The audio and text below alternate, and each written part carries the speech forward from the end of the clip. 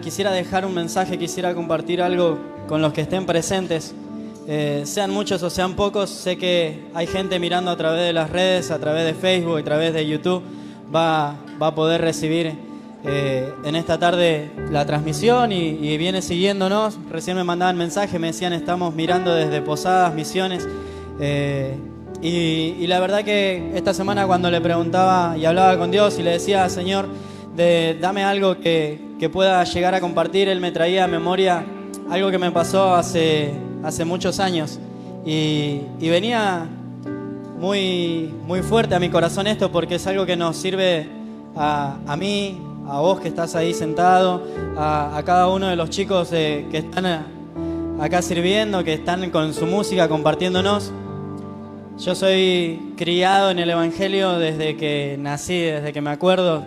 Siempre estuve dentro de la iglesia. Mi abuelo es pastor, mi papá es pastor. Entonces siempre estuve en el ministerio. Yo a los 7 años empecé mi ministerio con un timbal en la iglesia de mi abuelo, donde aprendí a tocar este instrumento, para los que no saben. Me enseñaron a tocar ese instrumento para acompañar, era el único instrumento de la iglesia y con eso tenía que acompañar todos los coritos de la iglesia. El justo florecerá como la palmera, no hay Dios tan grande como tú, y cuántos de esos coritos con los que nosotros hemos hecho avivamientos y vigilias y campañas.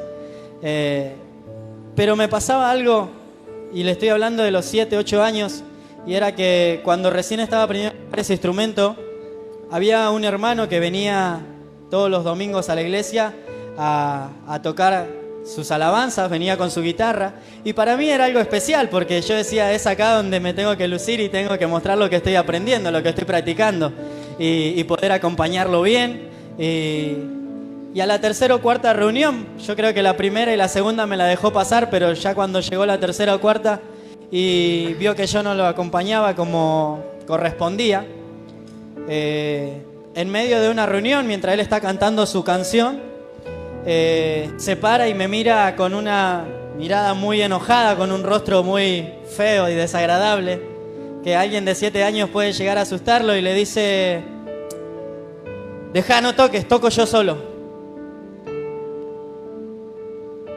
Y recordar eso, mi corazón se llenó de tanto odio, de tanto miedo, de tanta vergüenza, que salí corriendo a la vereda de la iglesia y me quedé ahí llorando. Y ese día dije, cada vez que venga nunca más voy a tocar con él. No me paro nunca más a tocar con él. Y cada vez que venía las próximas semanas, llegaba a su participación, agradecía, pasaba con su guitarra. Yo me levantaba del costado de la plataforma donde estaba con el timbal y me iba a sentar al fondo, esperando a que él se baje de la plataforma para yo poder ir a ocupar mi lugar. Gracias a Dios, y esto hoy lo cuento con emoción porque ya pasó muchos años y eso ya sanó, eso me enseñó, aprendí. Y aprendí porque a los 10 años de aquel acontecimiento, y entre muchas cosas que fueron pasando, yo a los 17, 18 años ya estábamos en otra congregación, mi papá tenía su iglesia, y en ese entonces este mismo hermano que me había hecho callar en cierto modo en medio de la iglesia, delante de todos, porque no sabía cómo acompañarlo con el timbal, ya para ese entonces yo ya había aprendido a tocar guitarra, bajo, batería. En esos años tuvo un principio de ACV que casi lo llevó. Dios le dio unos años más de vida, pero en esos últimos años ya no podía mover bien su mano y ya no podía tocar la guitarra. Hasta que un día llegó a la iglesia donde estábamos ahí sirviendo con mi papá y ya no podía tocar su guitarra. Y me dijo si lo podía acompañar con una canción porque yo estaba tocando la guitarra. Y ahí fue donde tuve que sanar esa herida, donde tuve que sanar ese dolor y poder acompañarlo, aquel que en un momento me había hecho callar y que no había entendido que lo que estaba haciendo lo estaba haciendo de corazón y con lo poco que estaba aprendiendo.